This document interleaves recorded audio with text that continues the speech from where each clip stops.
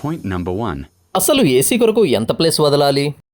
ఇంటి కన్స్ట్రక్షన్ సమయంలో చాలామంది మర్చిపోయే అతిపెద్ద విషయం ఏంటంటే ఏసీ ప్రొవిజన్స్. చాలామంది వర్క్ అంతా కంప్లీట్ అయిపోయిన తర్వాత ఏసీ గురించి ఆలోచిస్తారు. సో అలాంటి సమయంలో చాలా ప్రాబ్లమ్స్ ఫేస్ చేయాల్సి ఉంటుంది. ఫర్ ఎగ్జాంపుల్ ఇంటి సీలింగ్ వర్క్ అడ్డు వస్తుంది, కొన్ని చోట్ల కబోర్డ్ వర్క్స్ అడ్డు వస్తూ ఉంటాయి, కొన్ని చోట్ల ఎలక్ట్రికల్ పాయింట్స్ అడ్డు వస్తూ ఉంటాయి, కొన్ని చోట్ల పాయింట్ ఒకవైపు ఉంటుంది, ఏసీ ఇంకొక వైపు ఫిక్స్ చేయాల్సి వస్తుంది. సో ఇలాంటి ప్రాబ్లమ్స్ ఫేస్ చేయాల్సి ఉంటుంది.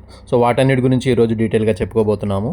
ఫర్ ఎగ్జాంపుల్ ఫ్యూచర్లో నేను హాల్లో ఏసీ ఫిక్స్ చేసుకుందాం, ఇప్పుడు అవసరం లేదు కదా అని చెప్పి ఈ విధంగా గ్యాప్ వదిలాను అనుకోండి, ఇది ఏ విధంగానూ సరిపోదు. కారణం ఏంటంటే ప్రతి విండో పైన అలాగే మెయిన్ డోర్స్ పైన 4 ఇంచెస్ లెంటిల్ బీమ్స్ వేస్తూ ఉంటారు.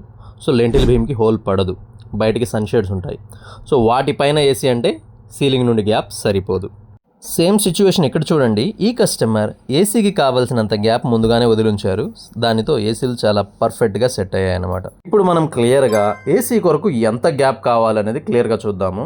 నార్మల్గా విండో పైన ఒక 4 ఇంచెస్ లెంటిల్ బీమ్ ఉంటుంది, దానిపైన మనం ఏసీ ఇన్స్టాలేషన్ చేయాల్సి ఉంటుంది. సో ఏసీ అనేది మ్యాక్సిమం హైట్ వచ్చి 12 ఇంచెస్ టు 15 ఇంచెస్ వరకు ఉంటాయి. బ్రాండ్ని బట్టి సైజ్ అనేది మారుతూ ఉంటుంది.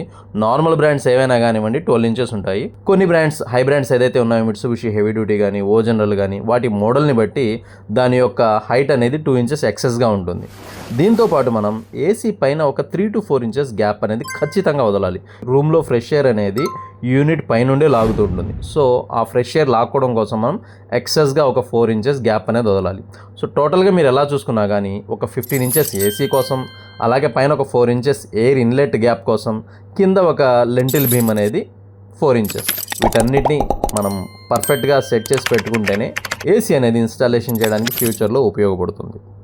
మీ ఇంటి కన్స్ట్రక్షన్ సమయంలో కూడా ఇంతే గ్యాప్ ఖచ్చితంగా వదిలితే పర్ఫెక్ట్గా యూజ్ అవుతుంది. అలాగే నెక్స్ట్ వీడియోలో రైట్ హోల్డ్ వేయడం కరెక్టా, లెఫ్ట్ హోల్డ్ వేయడం కరెక్టా, అలాగే సీలింగ్స్ గ్యాప్ సరిపోకపోతే ఏ విధమైన ప్రయోగాలు చేస్తామనేది క్లియర్గా వివరించబోతున్నాను. మన ఛానల్ కొత్తగా వస్తే సబ్స్క్రైబ్ చేసుకోండి, వీడియో నచ్చితే లైక్ చేయండి, కామెంట్ చేయండి. Thanks for watching. Stay tuned for more videos. మరొక వీడియోతో మళ్ళీ కలుద్దాం.